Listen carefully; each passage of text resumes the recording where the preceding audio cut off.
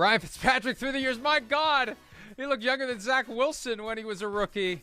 There he is as he morphs his way through his 17-year career with 9 different teams and a beard that got more and more awesome the older he got.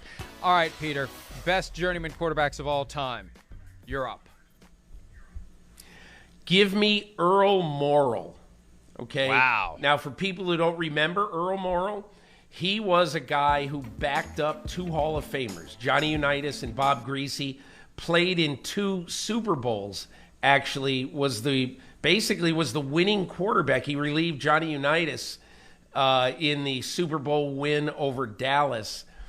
And so you wonder, can you consider a guy who played so much as a backup quarterback? Well, Earl Morrell was in the NFL for 21 years and started 10 games 4 times. That's a backup quarterback.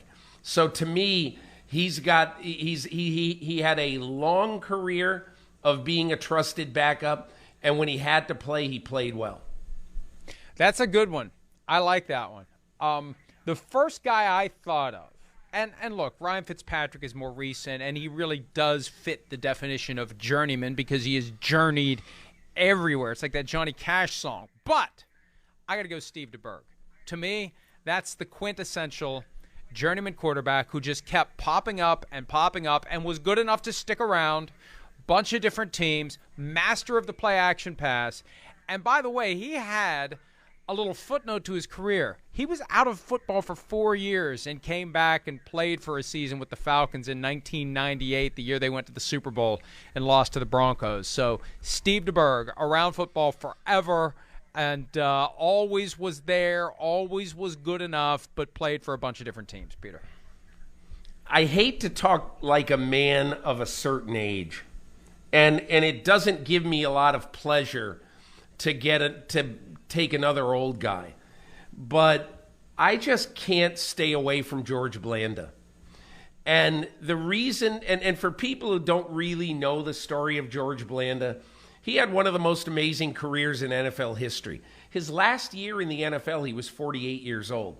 And though mostly he was a kicker later in his career, just remember, at the ripe old age of whatever it was, 45, 44, he won a few games for the Oakland Raiders and played great in relief in sort of a magical season for the Raiders.